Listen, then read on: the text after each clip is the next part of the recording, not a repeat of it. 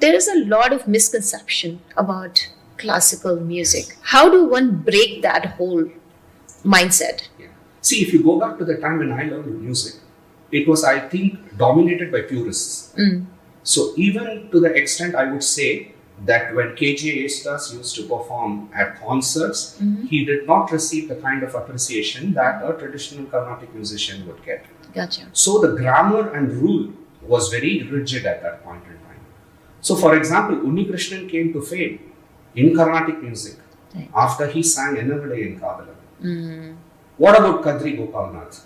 Kadri Gopalnath is somebody I have listened to playing sax in temples in Mylapore and Mandaveli in Chennai. What was his breakout moment? It was what he played in duet for A.R. Rahman. So I think A.R. Rahman proved the point that classical music can also be accessible to general audiences, right? It has to just be represented in a form that is acceptable to the generation that listens to it. Right. So more enjoyable way of listening to it, more instruments, not just stick to violin and a flute and veena, to expand and grow beyond it. And infuse Western influences into the music.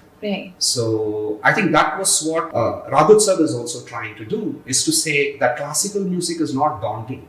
It is just a framework for every music that it is. Even a very high, fast-paced song that you hear today has some raga beneath it, right? So in a way, you are actually listening to classical music. It is just that in that particular song, the rhythm is kind of overpowering the melody, for example. So Ragutsav's objective is to respect the ragas that form the framework for this music and make the listener enjoy the songs a lot more, go below the surface, kind of make them listen to it later. So they say iconic songs, you can listen to it 200, 300 times and still not lose the beauty.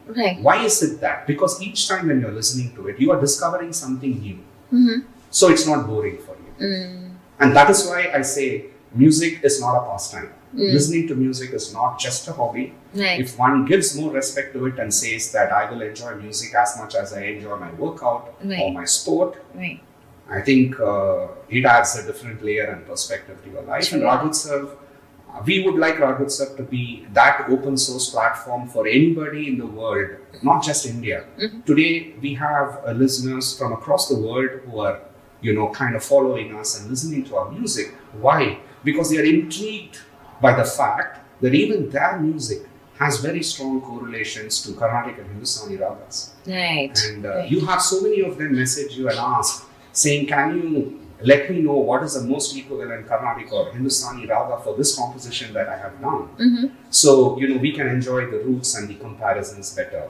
So they listen to some songs composed by Ilayaraja and Rahman and say that this sounds a little similar to what I'm trying to compose here. So that's really good that ragas are just not restricted to Indian culture. And as I said, very strong correlation to Western scales. And that makes it a truly global platform. But I'll tell you, one of the biggest challenge that the classical music faces is because the cinema music is how I would like to put it out. And I do know, I have interviewed many of classical musicians as well. And they say that, that myth needs to be broken because cinema music is so easily adopted. So that the listening of classical music and making it, your everyday practice, there's a huge gap, right? Like you see, you sit in the car, the radio plays cinema music. And that's what people, listen, unless like a family where the music is has a huge influence and it's it's like primarily present in every activity, like even if you are on a road trip.